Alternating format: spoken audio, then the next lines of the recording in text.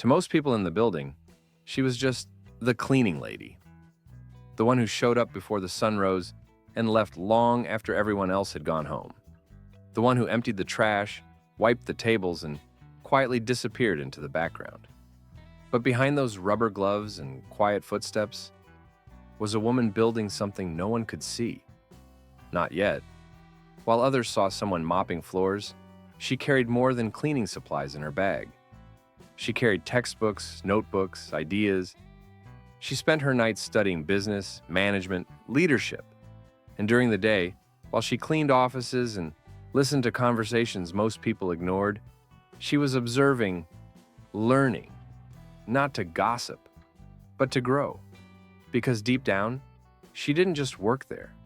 She believed in something bigger, that one day she could belong there in a different way. And then one evening, everything shifted. She was alone in the break room, surrounded by papers and half-read chapters, when the CEO walked in. He was used to being surrounded by polished suits and rehearsed pitches. But what caught his attention wasn't confidence. It was quiet dedication. And in that unexpected moment, a simple question sparked a conversation that would change both of their lives forever. Her name was Sophia. She didn't wear designer clothes or walk with power in her step. Most days, she kept her head down, earbuds in, and focused on her tasks. But what no one knew was that after cleaning conference rooms and wiping down desks, she headed straight to night classes, business management, organizational leadership, strategic operations. Her days were filled with silence and service, but her nights were built on ambition and grit. She wasn't trying to impress anyone. She wasn't loud about her goals, but every break she had, she opened her notebook. She watched how meetings were run, who made decisions, what failed, and why. She saw things others overlooked: tension between departments, broken workflows, opportunities wasted. And she started writing them down. Not because anyone asked, but because she knew one day they might matter. Her life was a quiet cycle. Wake before dawn, work hard, study harder, sleep little. She sacrificed weekends, missed birthdays, skipped outings. People around her thought she was just tired. No one asked why. And honestly, she didn't need them to.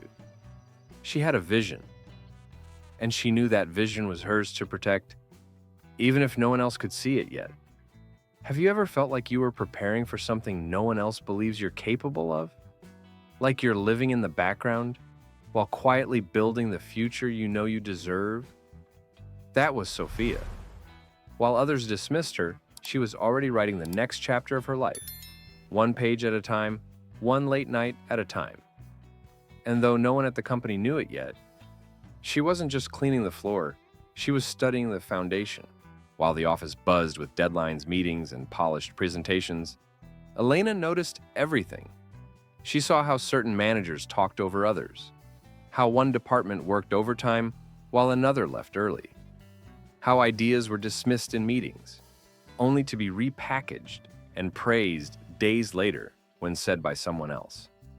No one taught her how to see these things. She just did. From her corner of the room, broom in hand, she watched patterns, not just in workflow, but in people who took credit, who deflected blame, who genuinely led, and who simply managed. She learned how leadership worked and how it didn't. And every time something went wrong, a project delayed, a client unhappy, a team burned out, she scribbled a note in her worn notebook, filling pages with ideas, questions, and quiet solutions. She didn't judge. She observed. She wasn't looking to tear anyone down. She was trying to understand how it all fit together. Because the truth was, while others were protecting their titles, she was learning the system. Every hallway conversation, every printer error, every closed-door decision became part of the puzzle she was piecing together. And while executives spent thousands on consultants who barely knew the company, Sophia already knew where the real problems lived. Not because she had a degree yet, but because she was there, every day, watching, listening, learning. How often do we overlook the people who actually see everything?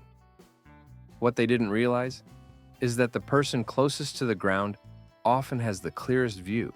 It was a quiet Thursday evening. Most of the building was dark, except for a few glowing office lights and the hum of vending machines in the break room. Sophia sat alone at a table near the window, her uniform slightly wrinkled, her textbook open, highlighter in hand. Her shift had ended, but she stayed. Not because she had to, but because this was her only chance to study in peace. She didn't expect anyone to notice. No one ever did. But that night, someone did. The CEO had stayed late after a tense board meeting. Tired, restless, and looking for a moment to clear his head, he wandered into the break room. He expected to find no one.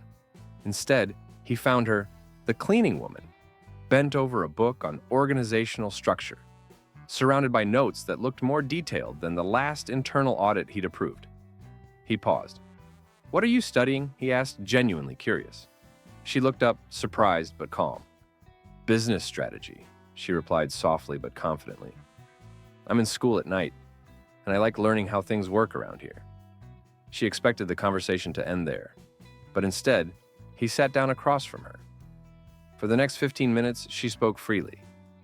Not as a pitch, not with ego, just honesty. She shared what she had noticed over time: inefficiencies in communication, overlapping roles, a lack of feedback channels. She spoke with clarity, not criticism, the kind of clarity that comes from someone who has been paying attention not for power, but for purpose. And as she spoke, the CEO didn't just hear her, he saw her. For the first time, someone at the top realized that the sharpest mind in the room might be the one no one ever bothered to ask. The following week, she was called into the CEO's office. For a moment, she thought it might be a mistake. Maybe someone had complained.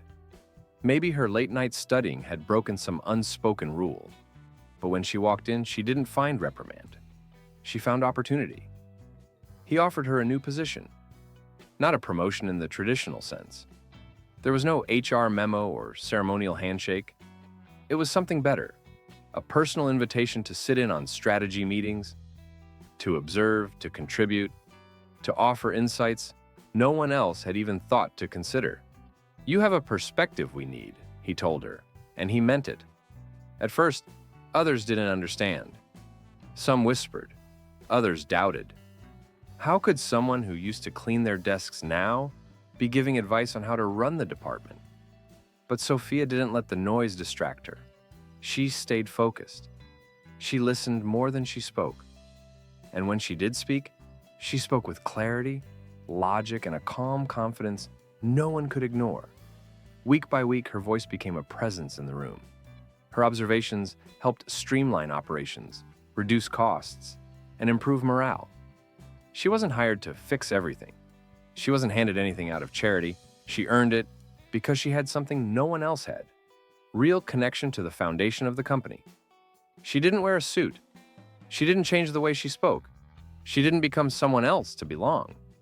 She stayed Sophia, the same woman who cleaned floors, studied by night, and saw what others couldn't. But now, the room finally saw her too, not as a favor, but as a force. Sophia's life didn't suddenly become perfect. There were still challenges, still long hours, still moments of doubt, but everything felt different now, because for the first time, she wasn't surviving. She was building. Every morning, she walked into the same building, but now with a different posture, a calm confidence that didn't come from her title, but from knowing she had earned her place. Financially, she no longer had to choose between paying bills and buying textbooks. She moved into a small apartment closer to work, quiet, filled with sunlight and bookshelves she never had room for before. On the weekends, she finally had time to rest, to breathe, to live. But what changed the most was how she saw herself. She no longer felt invisible. She no longer measured her worth by what others assumed. She made peace with her past, not by forgetting it, but by honoring the version of her that kept going when no one clapped. That version built this one, and she didn't stop there. With the CEO's support, she went on to finish her degree. She began mentoring younger employees, especially those in roles often overlooked, not with lectures or speeches, but with presence. She became the kind of leader she always needed when she was cleaning those floors. Not loud, not flashy, just real. Some people chase titles, some people chase power. Elena chased purpose, and in doing so, she created a life that was finally hers. Maybe you've been where she was, working hard in silence, doing everything right, yet feeling like no one sees you. Maybe you've been putting your dreams on hold, waiting for the right time, or for someone to finally notice your potential. But here's the truth. The most powerful changes don't start when others believe in you. They start when you believe in what you're building, even when no one's watching. You might not be in a boardroom yet. You might still be in the middle of your struggle, but that doesn't mean your story isn't moving. Sometimes the greatest success starts where no one expects it. And if you connected with this story, there's one more you need to see. On the left side of your screen, you'll find the story of another woman who spent her life trying to please everyone until she finally chose to say no. That decision changed her life completely. So watch and see the power of choosing ourselves before thinking about helping others.